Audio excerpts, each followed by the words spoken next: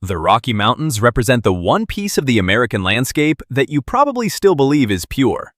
You drive up the winding roads of Trail Ridge. You pitch a nylon tent near a high alpine lake. You stand on the edge of a granite overlook in a t-shirt, breathing in the thin, cold air that smells of pine and melting snow. And you let yourself feel completely at peace. It is the most majestic, photographed, and romanticized terrain on the continent. It is the wild that you feel you can visit safely, and almost nothing living in it has ever agreed to that arrangement. That sudden drop in temperature when a cloud passes over the sun is your first clue. The softness of the mountain meadow, the stillness of the deep lodgepole pines, the open vistas, all of it is a kind of camouflage. These mountains are an ancient, unforgiving engine, and the things that live here are perfectly adapted to a world that kills the weak without a second thought. Most lists of dangerous animals send you somewhere exotic, the deep swamps of the south or the venomous deserts. This one takes place right on the trails you hike and the campgrounds you sleep in. Today, we are ranking 12 animals of the Rocky Mountains by two things at once: how close they already are to you when you visit, and how completely you fail to recognize the danger they pose, weighted by the actual damage they do, according to the real numbers logged by the National Park Service and the CDC. And here is the shape of it. We start with the animals you treat as scenery. We move through the predators that have quietly reclaimed their old territories while you were not looking. And we end with something you will not see coming at all. Something that does not need 100 pounds of muscle or sharp teeth to end your life. By the time we reach number 1, you may understand why the quietest thing in these mountains is the one that follows you home. If you spend time in the high country, or if you simply like the kind of stories that make you look twice at the world you thought you knew, go ahead and subscribe. It takes 2 seconds. And tell me one thing. Which stretch of the Rockies are you watching from? Or what is the closest call you have ever had out on the trail? Drop it in the comments. I read them. Now, let us get into the list. Number 12. The Bighorn Sheep. You would not look up at the rocky cliffs of Glacier National Park or Mount Evans in Colorado and think of the animals standing there as a threat to your life. People treat bighorn sheep as majestic photo opportunities. They pull their cars over to the side of the narrow mountain passes, roll down the windows, or step out onto the loose gravel to get a closer look at those massive, spiraling horns. What most people do not know is that the animal they are approaching is a 300-pound battering ram that operates flawlessly on the edge of a lethal drop. A mature bighorn ram carries a skull and horns that can weigh 30 pounds all on their own. They evolved to settle disputes by running at each other at 20 miles per hour and colliding with a force that would crush a human skull into dust. But the mechanism of danger here is not just blunt force, it is the terrain. These animals live on the vertical margins. They stand on talus slopes and narrow ledges where a single misstep means a 1,000-foot fall. They do not flee like deer when you press into their space. They hold their ground. They have a highly defined sense of personal space, and when a tourist holding a phone steps just 1 foot over that invisible line, the sheep does not need to trample them. It only needs to lower its head and deliver a single, short shove. On a cliffside, gravity does the rest of the work. People assure themselves that the sheep are docile because they chew cud and look calm. They ignore the fact that the animal is calculating the exact distance required to knock them into the void. Number 12 is the reminder that in the mountains, a creature does not need sharp teeth to be lethal. It just needs the high ground. And if the bighorn sheep hides its danger by standing high on the cliffs, the next one hides its danger by walking right through the center of town. Number 11. The elk. Everyone knows there are elk in the Rockies. You see them grazing on the golf courses in Estes Park, Colorado. You see them resting in the shade of the visitor center in Yellowstone. They are so common, so interwoven with the human infrastructure that they have become background noise. People view them as nothing more than oversized deer.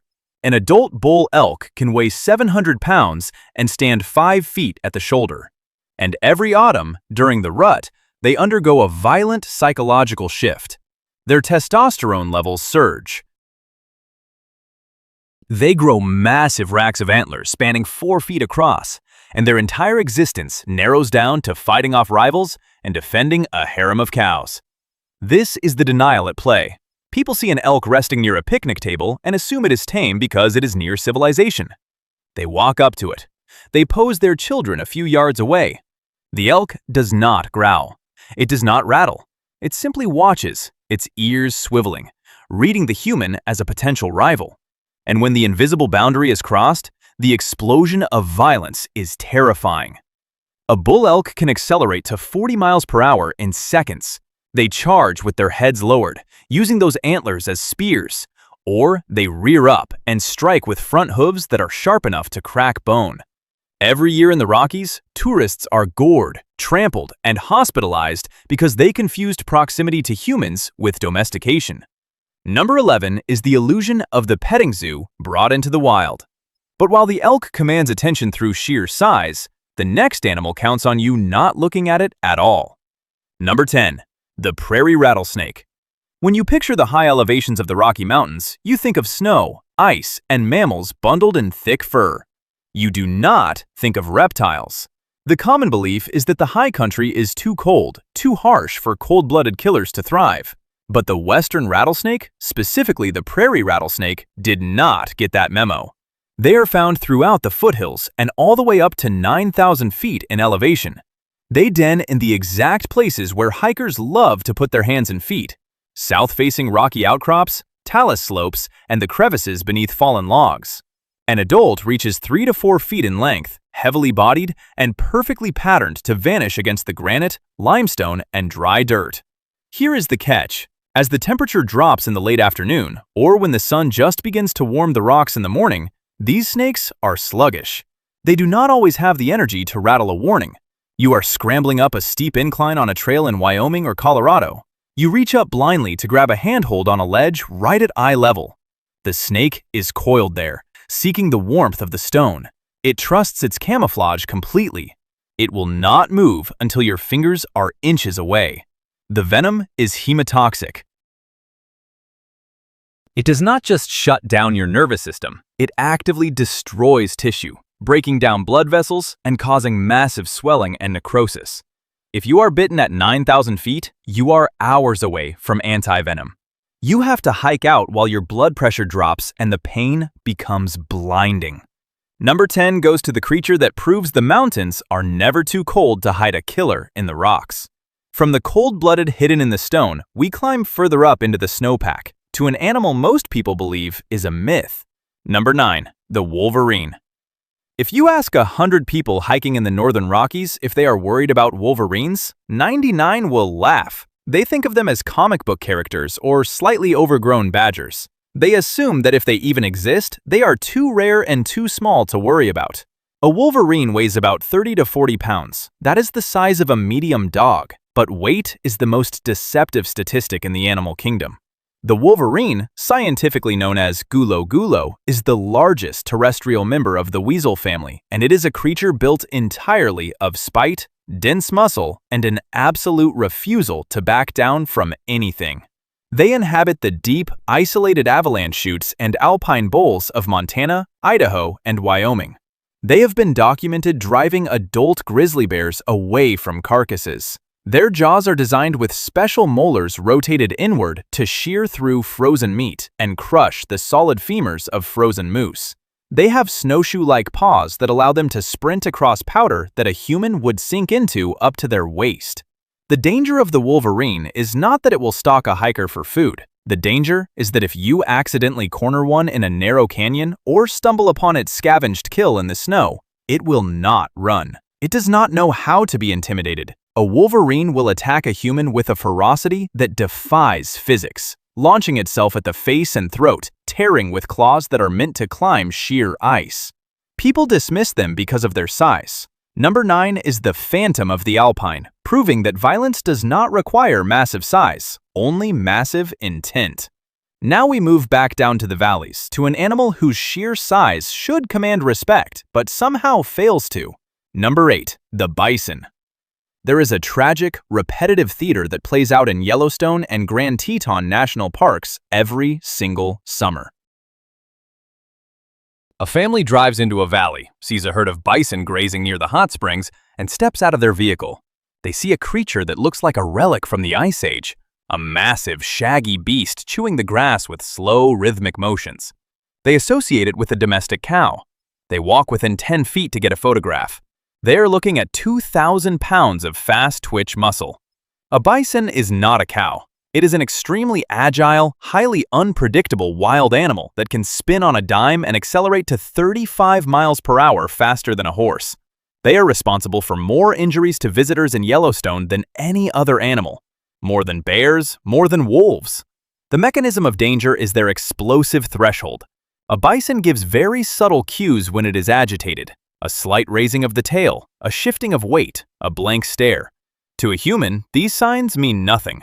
The tourist takes one more step forward. In a fraction of a second, the bison decides the threat is too close. The charge is so fast, the human brain barely has time to register the movement before the impact hits.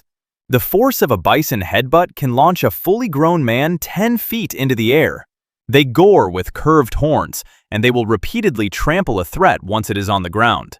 Number 8 is the living embodiment of the Pleistocene, hiding its lethal speed behind a mask of total indifference. But if the bison is the king of the plains, the next animal rules the deep timber and the swamps, and it does not tolerate visitors. Number 7, the moose. You would not think of the awkward, long-legged moose standing in a willow bog as a highly aggressive apex threat. People think of them as goofy cartoon characters. But among locals and wildlife biologists in the Rockies, a moose is treated with far more caution than a black bear. An adult bull moose weighs well over 1,000 pounds, and a cow moose protecting her calves is one of the most hair-trigger, violently protective animals on the continent. They live in dense brush and marshy areas near rivers, exactly the places where fly fishermen walk and where hikers push through the willows. Unlike a bear, a moose does not posture or growl to warn you away. Their body language is incredibly hard to read. The only warning you might get is the hair standing up on the back of their neck and the pinning back of their ears. If you accidentally surprise a moose in the thick brush, it does not retreat. It attacks offensively to eliminate the surprise. They strike with their front hooves, coming down with the full weight of a small car pinpointed onto a hoof the size of a saucer. It is enough to crush a human skull or cave in a rib cage instantly. People die in the Rockies because they see a moose on the trail and try to squeeze past it, assuming the giant herbivore will just gently step aside. Number 7 is the mountain's heavy cavalry. It does not eat meat, but it will kill you just to clear the path. We're at the halfway point, and if you are still with me, you are clearly someone who actually wants to know what is really out there in the timber, not just the postcard version they print in the visitor brochures. You want to understand the mechanics of the wild, so this is the exact moment to hit subscribe if you haven't already, because the animals from here up are the ones people flat out refuse to believe they are sharing the woods with, until they are already in the dark. Number 6, the black bear. The black bear suffers from a severe public relations problem. Because they are smaller than grizzlies, and because they are often seen running away from loud noises or rummaging through garbage cans in mountain towns, people treat them like giant, skittish raccoons. We are told to stand our ground, wave our arms, and shout, and the bear will run away. That is true for a defensive bear, but the Rocky Mountains hide a different kind of statistic. While grizzlies attack out of surprise or to protect their cubs, the vast majority of fatal black bear attacks are predatory. This means the bear is not acting out of fear, it is acting out of hunger. When a black bear becomes habituated to human food in the campgrounds of Colorado or Montana, it loses its fear of us. Here is the chilling mechanism of a predatory black bear. It does not roar. It does not huff or slap the ground. It goes completely silent. It stalks you through the trees, staying downwind, watching you as you gather firewood or sit by your tent. It waits for the moment you are isolated. People ignore the signs of a bear hanging around the edge of a campsite because they assume it just wants a leftover hot dog. They do not realize that once a bear views humans as a slow, weak source of calories, the math of the forest changes. When it strikes, it is quiet and it is relentless. Number 6 is the animal you thought you could scare away, right up until the moment it decides not to run. And if the black bear hunts by stalking you in the twilight, the next animal perfected the art of hunting you without ever being seen at all. Now the animals begin to genuinely surprise people. Number 5. The mountain lion. Also known as the cougar, the puma, the ghost cat, there is a saying in the Front Range of the Rockies: if you see a mountain lion, it is because it allowed you to see it. If it wants to hunt you, you will simply never know it was there. An adult male weighs up to 160 pounds of pure, silent tension. They live in the rocky outcroppings and dense scrub oak that line the hiking trails and suburban edges of Colorado, Utah, and Idaho. What makes the mountain lion so deeply unsettling is not just its physical capability, but its absolute invisibility. You can walk a trail near Boulder or Salt Lake City, listening to a podcast, watching the sunset, completely unaware that a pair of yellow eyes has been tracking you from a ledge 20 feet above for the last half mile. The mountain lion relies on ambush. It attacks from behind, aiming for the base of the skull or the back of the neck, its jaws designed to sever the spinal cord instantly. The denial here is profound. People jog on wooded trails at dawn and dusk, the exact times the cat is hunting, wearing headphones that eliminate their only warning system. They think that because they have hiked the trail 100 times and never seen a lion, the lions are not there. But wildlife biologists mapping GPS collars on these cats have found them constantly weaving through residential neighborhoods and busy parks, living like shadows right against the skin of human civilization. Number 5 has been watching you the whole time. You just never had a reason to look up. Number 4. The gray wolf. If you step back into the history of the Rockies, the wolf was eradicated, poisoned, trapped, and shot out of existence by the 1930s. The forests went quiet. People got used to a mountain range where the only canines were coyotes. But in 1995, the federal government reintroduced the gray wolf into Yellowstone and the wilderness of central Idaho. They thrived. They exploded in population, and they are now migrating deep into Colorado and the southern ranges. The shock engine here is the sheer reality of what a wolf actually is compared to what people think it is. People who have only ever seen a German Shepherd do not understand the scale of a gray wolf. A male can weigh 130 pounds, with paws the size of a human hand and a bite force that shatters the femurs of elk. They do not hunt alone. They operate as a highly coordinated tactical unit. They communicate silently through the trees. The danger is not that wolves are actively hunting humans. Fatal attacks in the lower 48 are incredibly rare.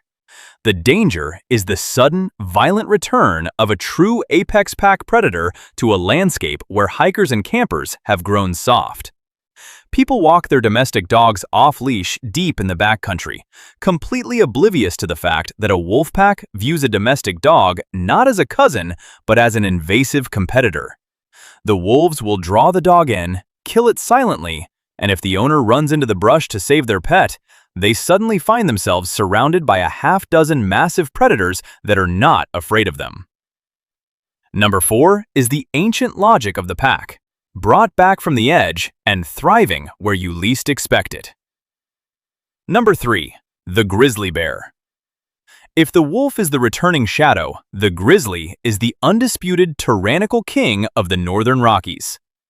Ursus arctos horribilis, found in Yellowstone, Glacier, and the Bob Marshall Wilderness, this is the animal that sits at the very center of the primal human fear of being eaten alive.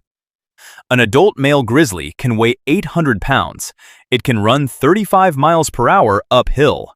It possesses a bite force of over 1,100 pounds per square inch, enough to bite through a cast iron skillet. But the true terror of the grizzly is the environment it forces you to walk through. In grizzly country, the trails often cut through dense thickets of alder and huckleberry bushes. Visibility is sometimes less than 10 feet. You are walking along a roaring creek that drowns out the sound of your footsteps. You turn a corner, and there she is, a sow with 2 cubs digging for roots 15 feet away. The human instinct is to run, but running triggers the bear's predatory chase instinct. The denial here lies in the equipment people carry. Hikers buy a can of bear spray, clip it to their backpack, and suddenly feel invincible. They walk into the deepest brush without making a sound. But when the charge happens, it is an explosion of muscle and earth. The bear covers 30 feet in a single second. You do not have time to unclip the safety. You do not have time to aim. People freeze, and the bear is on them, tearing into bone and tissue to neutralize the threat. The reality of a grizzly mauling is a violent, chaotic nightmare of snapping jaws and unimaginable physical power. Number 3 goes to the animal that proves, without a shadow of a doubt, that you are not at the top of the food chain here. And that leaves just 2. Number 2 changed the way we view the danger of these mountains, because it is so small it bypasses every defense we have. And number 1 is the thing I warned you about at the very start, the one you might have already carried home on your own body without ever feeling it. Number 2, the Rocky Mountain wood tick. When people list the dangers of the mountains, they talk about claws, fangs, and the crushing weight of snow in an avalanche. They never talk about the grass brushing against their shins. The Rocky Mountain wood tick, Dermacentor andersoni, is no larger than a sesame seed. It lives in the sagebrush, the tall grasses, and the low-elevation trails where millions of tourists walk in shorts every summer. It does not roar. It does not charge. It waits on the tip of a blade of grass with its front legs extended, a behavior called questing, waiting for the carbon dioxide and heat of a passing mammal. When you brush past, it latches onto your clothing. It climbs silently, seeking a warm, dark place on your skin. It secretes a numbing agent in its saliva so you do not feel the bite when it buries its head into your flesh. And as it feeds on your blood, it acts as a vector. This tiny arachnid carries Colorado tick fever and the bacteria that causes Rocky Mountain spotted fever. These are not minor ailments. Rocky Mountain spotted fever can be lethal if untreated, causing severe headaches, high fevers, and internal bleeding as the bacteria destroys the lining of your blood vessels. The brilliance of this killer is its delayed fuse. You finish your hike. You fly back home to another state. A week later, you collapse in your kitchen with a spiking fever, completely disconnected from the mountains you visited. Number 2 didn't just survive these mountains. It weaponized your own biology against you, and it is still hiding in the grass beside the path. Which brings us to the final answer, the culmination of everything we have talked about. Number 1, the deer mouse. You survived the grizzlies in the thicket. You kept your distance from the elk and the bison. You checked your skin for ticks. You reach the end of your hike, deep in the backcountry, and you find a wooden shelter, or you rent a rustic, isolated cabin in the pines. It is quiet. It is safe. You are inside, out of the elements. You notice a few small droppings in the corner, or some dust on the floorboards. You grab a broom and sweep it up. You breathe in the dusty air of the cabin, and you are already dead. The deer mouse, Paramyscus maniculatus, is an adorable, big-eared little rodent that lives everywhere in the Rockies. But in its urine, saliva, and droppings, a significant percentage of these mice carry Hantavirus. When those droppings dry out and you disturb them by sweeping, walking, or just moving around in a closed space, the virus becomes aerosolized. It is invisible. It has no smell. You breathe it straight into your lungs. Hantavirus pulmonary syndrome has an astonishingly brutal fatality rate, often hovering around 35%. For a week or two, you feel fine.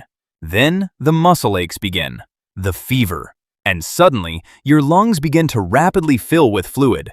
People literally drown in their own fluids in hospital beds, hundreds of miles away from the mountains, all because they swept the floor of a cabin. The deer mouse is the ultimate manifestation of denial. We refuse to believe that the cute little mouse living in the walls is infinitely more statistically dangerous to a cabin goer than the mountain lion screaming in the woods outside. You do not feel it bite. You do not see it attack. You simply breathe in the air of a place you thought was perfectly safe, and you take the killer home inside your own chest. Number 1 goes to the thing you inhaled without knowing. So here is what this list is really about. There is a softness to the Rocky Mountains that makes you let your guard down. The crisp air, the smell of the pines, the beautiful granite horizons. But you have to remember that this beauty is an accident of geography. The stillness is just a cover. The bighorn sheep waiting on the ledge. The rattlesnake coiled in the limestone. The cat watching you from the oak brush. The virus hanging invisible in the air of the cabin. These mountains were never really tame. They just let you believe they were. The danger of this place is not that it is wild. The danger is that we have convinced ourselves it is a park, a playground designed for our amusement. The rules of the food chain never left this place. They're still operating perfectly, every single second of the day. You were never alone out here. You just thought you were. If this changed the way you will walk into the high country next time, subscribe and stay for the next one. And the next time you find yourself standing on a quiet trail, listening to the wind in the pines, and it feels just a little too quiet, remember why.